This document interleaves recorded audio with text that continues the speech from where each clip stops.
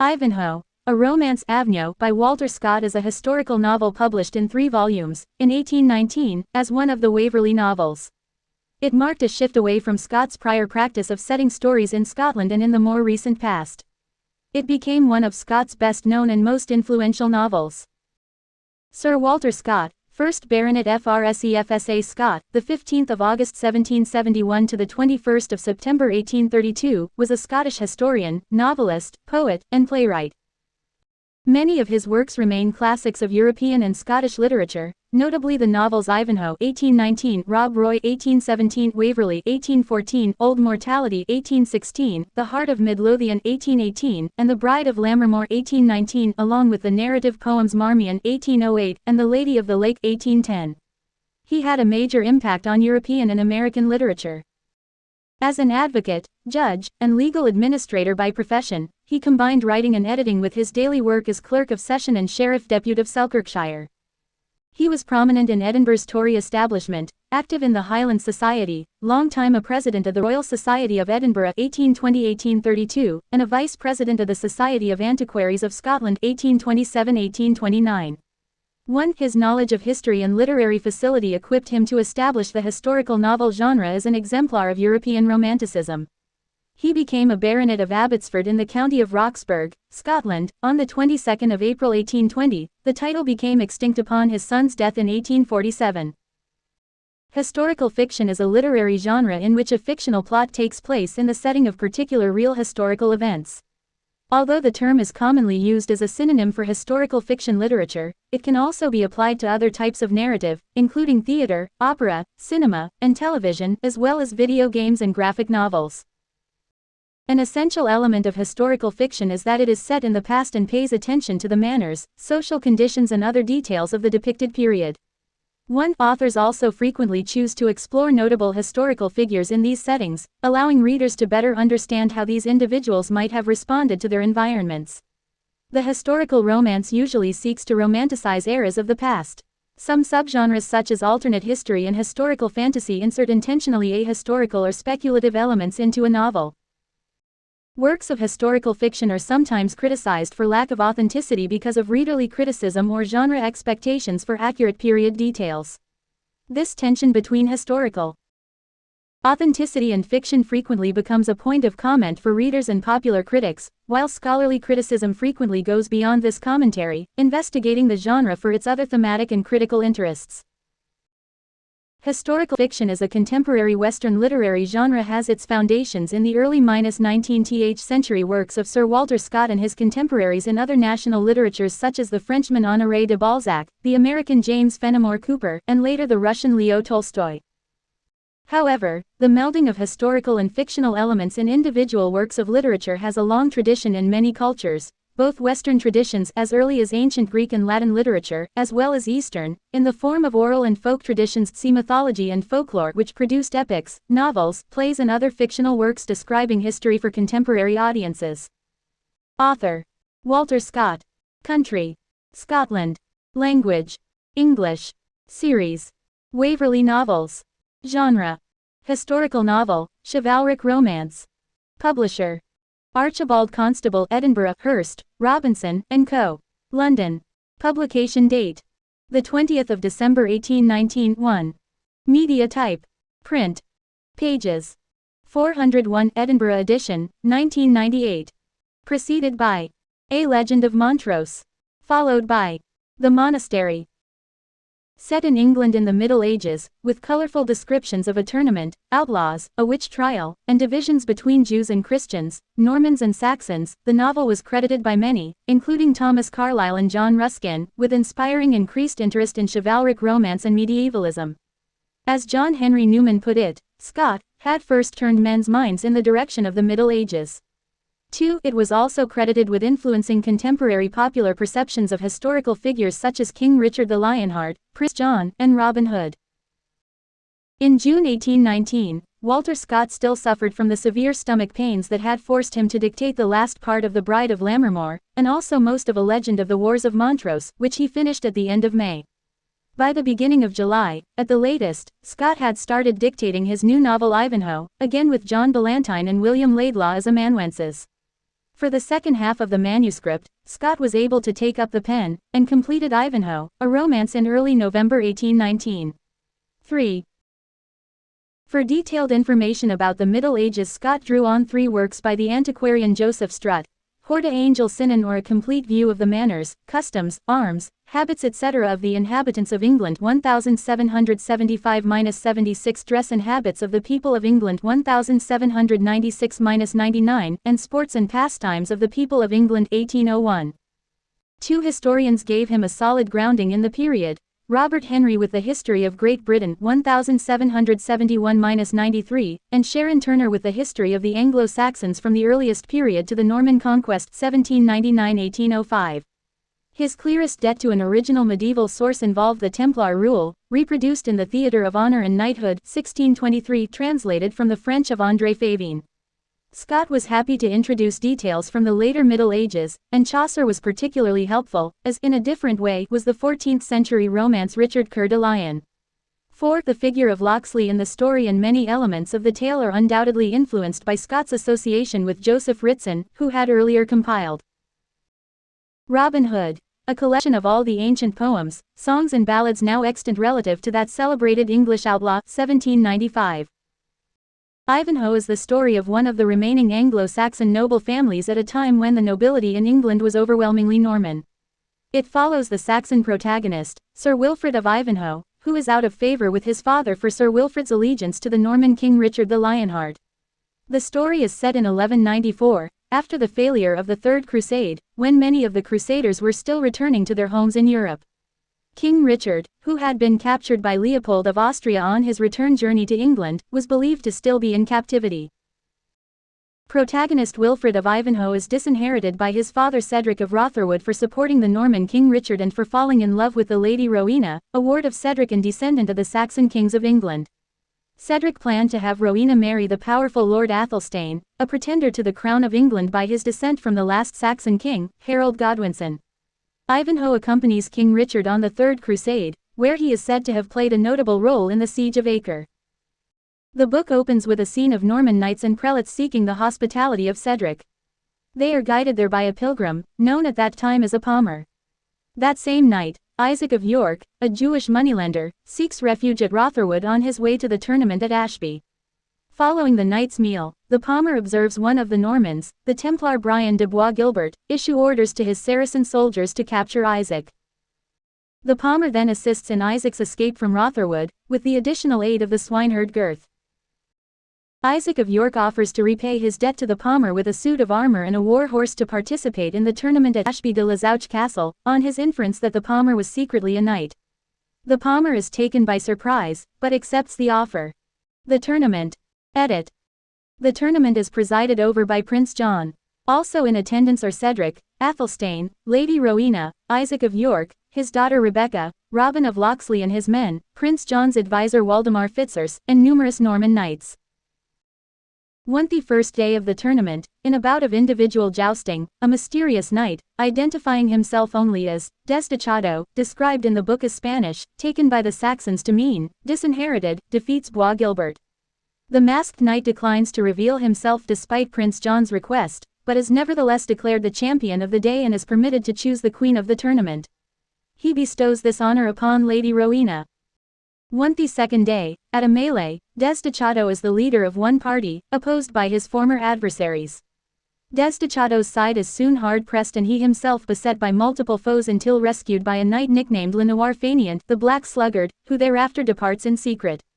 When forced to unmask himself to receive his coronet, the sign of championship, Desdichado is identified as Wilfrid of Ivanhoe, returned from the Crusades. This causes much consternation to Prince John and his court, who now fear the imminent return of King Richard.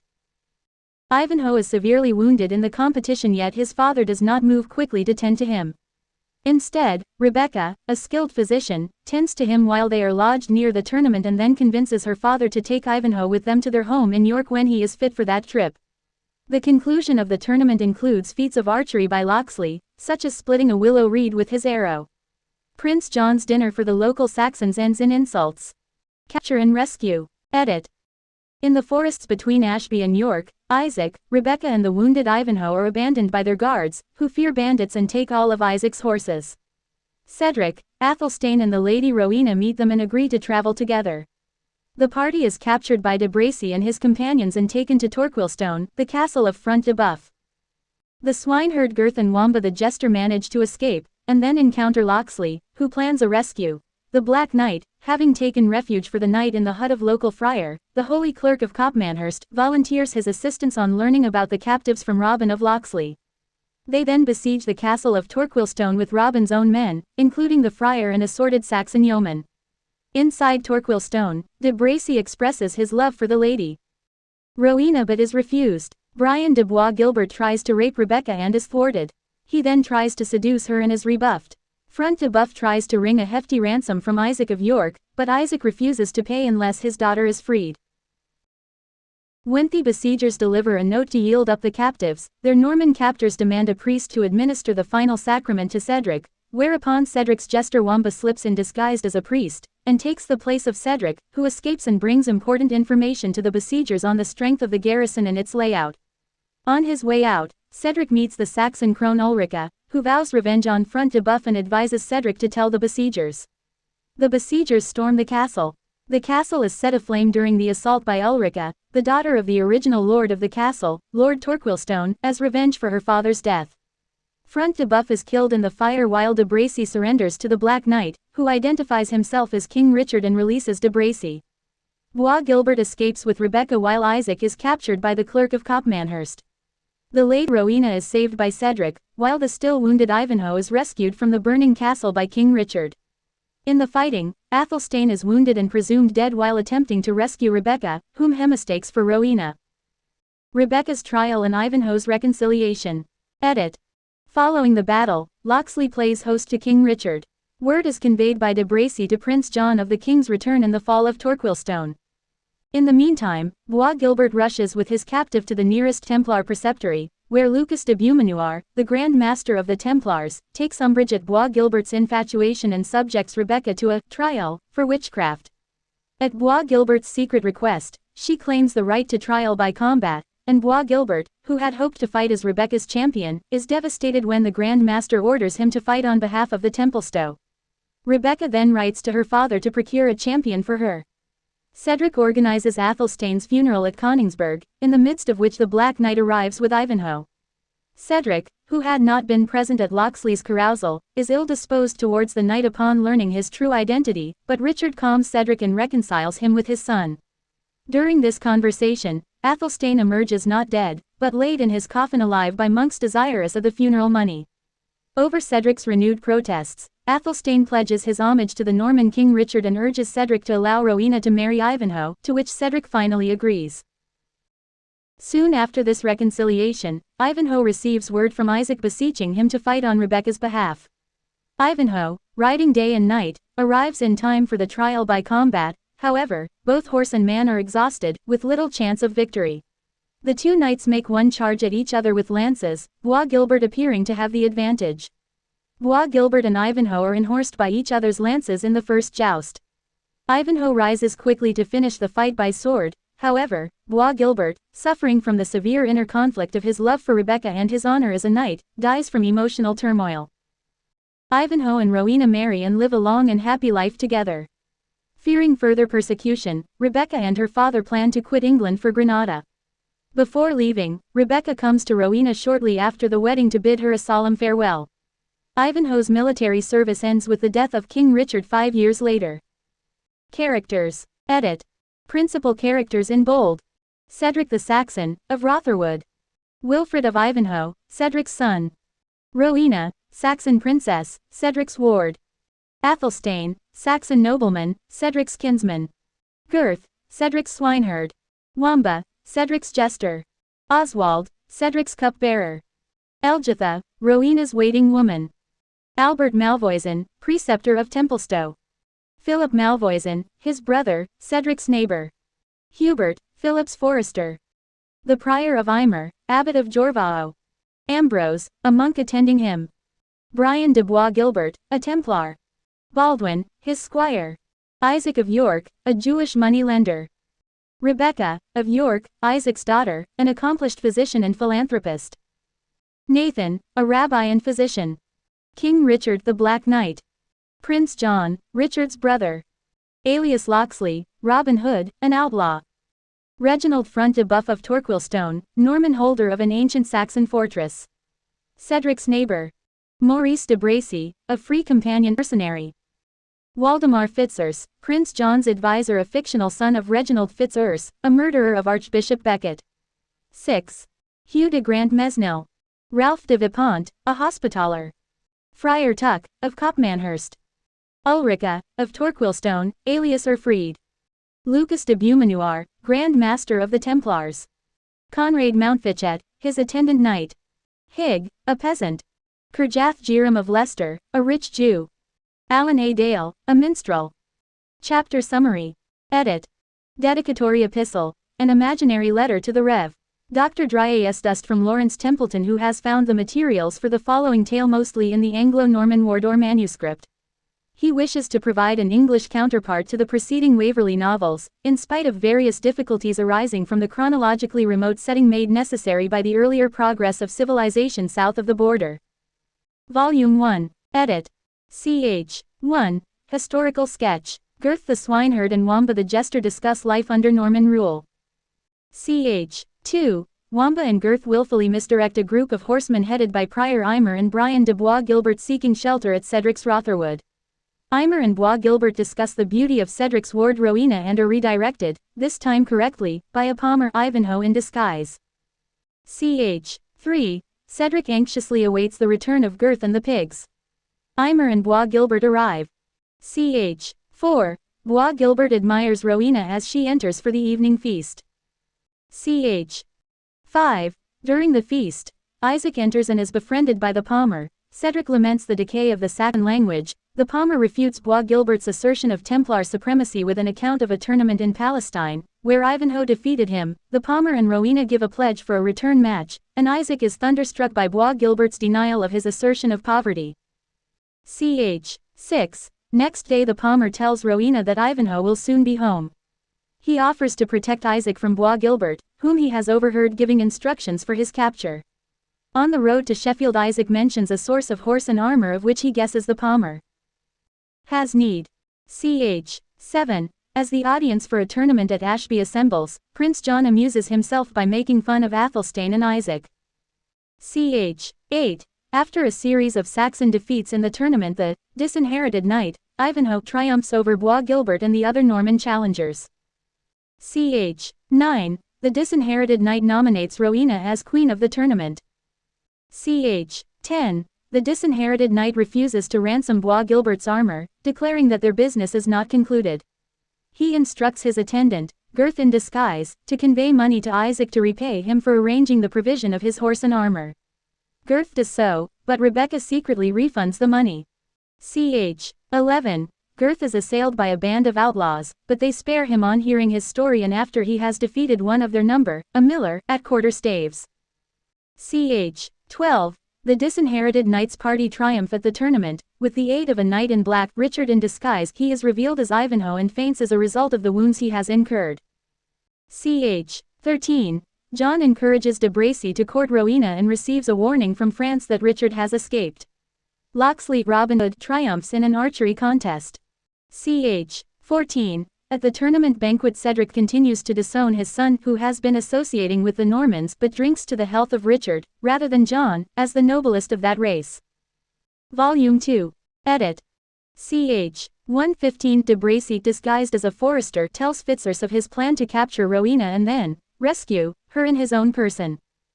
Ch. 216. The Black Knight is entertained by a hermit, Friar Tuck, at Copmanhurst. Ch. 317. The Black Knight and the Hermit exchange songs. Ch. 418. Retrospect. Before going to the banquet, Cedric learned that Ivanhoe had been removed by unknown carers. Gurth was recognized and captured by Cedric's cupbearer Oswald. Cedric finds Athelstane unresponsive to his attempts to interest him in Rowena, who is herself only attracted by Ivanhoe. Ch. 519. Rowena persuades Cedric to escort Isaac and Rebecca, who have been abandoned along with a sick man, Ivanhoe, in their care by their hired protectors. Wamba helps Gurth to escape again. De Bracy mounts his attack, during which Wamba escapes. He meets up with Gurth and they encounter Locksley, who, after investigation, advises against a counterattack, the captives not being in immediate danger. Ch. 6:20 Locksley sends 2 of his men to watch de Bracy. At Copmanhurst he meets the Black Knight who agrees to join in the rescue. Ch. 7:21 De Bracy tells Bois Guilbert he has decided to abandon his rescue plan, mistrusting his companion though the Templar says it is Rebecca he is interested in. On arrival at Torquilstone Castle Cedric laments its decline. Ch. 8:22 Under threat of torture Isaac agrees to pay Front de Boeuf £1,000, but only if Rebecca is released. Ch. 10:24 A Hager-freed Ulrica warns Rebecca of her forthcoming fate.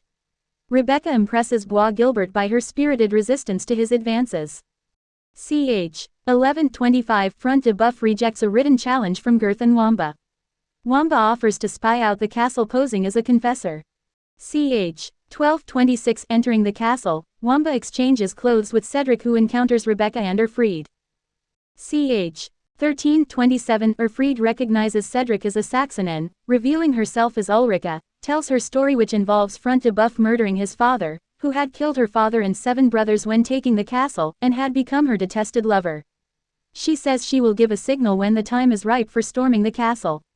Front de Boeuf sends the presumed friar with a message to summon reinforcements. Athelstane defies him, claiming that Rowena is his fiancée.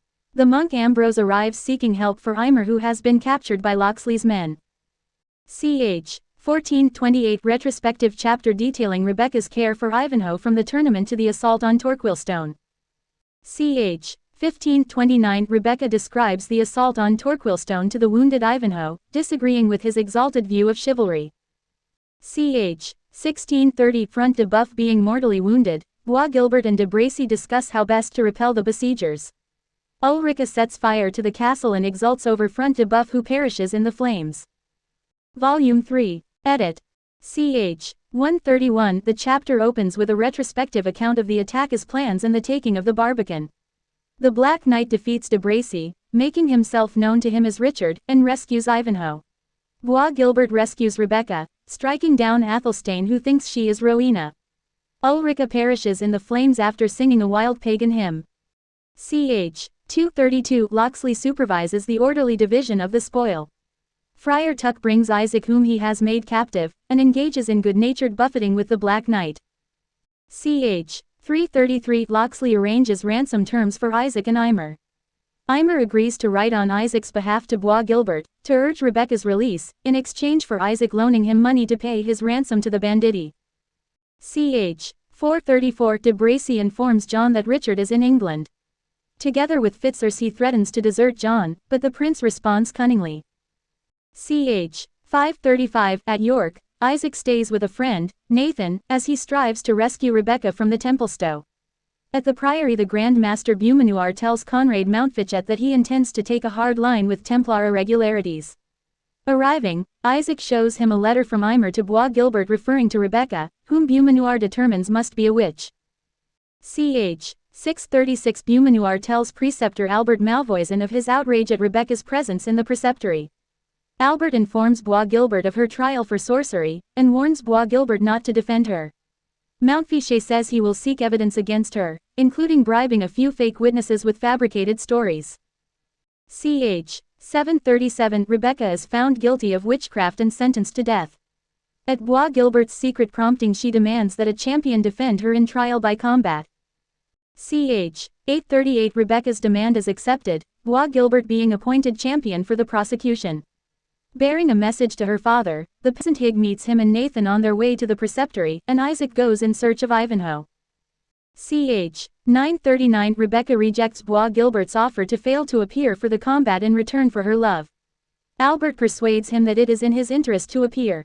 Ch. 1040 The Black Knight leaves Ivanhoe to travel to Coningsburgh Castle for Athelstane's funeral, and Ivanhoe follows him the next day. The Black Knight is rescued by Locksley from an attack carried out by Fitzurse on John's orders, and reveals his identity as Richard to his companions, prompting Locksley to identify himself as Robin Hood. Ch. 1141 Richard talks to Ivanhoe and dines with the outlaws before Robin arranges a false alarm to put an end to the delay. The party arrive at Coningsburgh. Ch. 1242 Richard procures Ivanhoe's pardon from his father. Athelstane appears, not dead, giving his allegiance to Richard and surrendering Rowena to Ivanhoe. Ch. 1343 Rebecca is tied to the stake, and no champion appears. Bois Gilbert, racked by guilt, begs her to run away with him. Rebecca refuses. Ivanhoe, exhausted and not fully recovered from his injury, appears as Rebecca's champion, and as they charge Bois Gilbert dies the victim of his contending passions. Ch. 1444 Beaumanoir and his Templars leave Richard defiantly. Cedric agrees to the marriage of Ivanhoe and Rowena. Rebecca takes her leave of Rowena, leaving a message of her thanks to Ivanhoe for saving her, before her father and she quit England to make a new life under the tolerant King of Granada. Critics of the novel have treated it as a romance intended mainly to entertain boys. 7. Ivanhoe maintains many of the elements of the romance genre, including the quest, a chivalric setting, and the overthrowing of a corrupt social order to bring on a time of happiness. 8. Other critics assert that the novel creates a realistic and vibrant story, idealizing neither the past nor its main character. 7. 8. Themes. Edit. Scott treats themes similar to those of some of his earlier novels, like Rob Roy and The Heart of Midlothian, examining the conflict between heroic ideals and modern society. In the latter novels, industrial society becomes the center of this conflict as the backward Scottish nationalists and the advanced English have to arise from chaos to create unity. Similarly, the Normans in Ivanhoe, who represent a more sophisticated culture, and the Saxons, who are poor, disenfranchised, and resentful of Norman rule, band together and begin to mold themselves into one people. The conflict between the Saxons and Normans focuses on the losses both groups must experience before they can be reconciled and thus forge a united England. The particular loss is in the extremes of their own cultural values, which must be disavowed in order for the society to function. For the Saxons, this value is the final admission of the hopelessness of the Saxon cause. The Normans must learn to overcome the materialism and violence in their own codes of chivalry. Ivanhoe and Richard represent the hope of reconciliation for a unified future. 7. Ivanhoe, though of a more noble lineage than some of the other characters, represents a middling individual in the medieval class system who is not exceptionally outstanding in his abilities, as is expected of other quasi-historical fictional characters, such as the Greek heroes. Critic Georg Lukács points to middling main characters like Ivanhoe in Walter Scott's other novels as one of the primary reasons Scott's historical novels depart from previous historical works, and better explore social and cultural history. 9. Allusions to real history and geography. Edit. The location of the novel is centered upon southern Yorkshire, northwest Leicestershire and northern Nottinghamshire in England. Castles mentioned within the story include Ashby de la Zouch Castle, now a ruin in the care of English Heritage York, though the mention of Clifford's Tower, likewise an extant English heritage property, is anachronistic, it not having been called that until later after various rebuilds, and Coningsburgh, which is based upon Conisbrough Castle, in the ancient town of Conisbrough near Doncaster, the castle also being a popular English heritage site. In the novel, Eimer is the prior of Jorvao, a historical spelling of the great Jorvao Abbey of Yorkshire. Reference is made within the story to York Minster, where the climactic wedding takes place, and to the Bishop of Sheffield, although the Diocese of Sheffield did not exist at either the time of the novel or the time Scott wrote the novel and was not founded until 1914. Such references suggest that Robin Hood lived or traveled in the region. Conisbrough is so dedicated to the story of Ivanhoe that many of its streets, schools, and public buildings are named after characters from the book. Sir Walter Scott took the title of his novel, the name of its hero, from the Buckinghamshire village of Ivanhoe. The name of Ivanhoe, he says in his 1830 introduction to the Magnum edition, was suggested by an old rhyme. Tring, wing, and Ivanhoe. For striking of a blow, Hampden did forego, and glad he could escape so. Ivanhoe is an alternate name for Ivanhoe, first recorded in 1665. 10. Older rural people in the Ivanhoe area most probably pronounced the name the same as Ivanhoe, according to Professor Paul Kurzweil of the University of York, a Fellow of the British Academy FBA. 11. It is most probable Scott had direct knowledge of Ivanhoe and did some research before using it as the title for his novel, as he did for the other places mentioned in the novel. The presence of Sir Walter Scott was recorded in Berkhamsted, that is just 8 miles away from Ivanhoe. 12. In the novel he speaks also of the rich fief of Ivanhoe. The manor of Ivanhoe is listed in the largest 20% of settlements recorded in Domesday. 13. Lasting influence on the Robin Hood legend. Edit. The modern conception of Robin Hood is a cheerful, decent, patriotic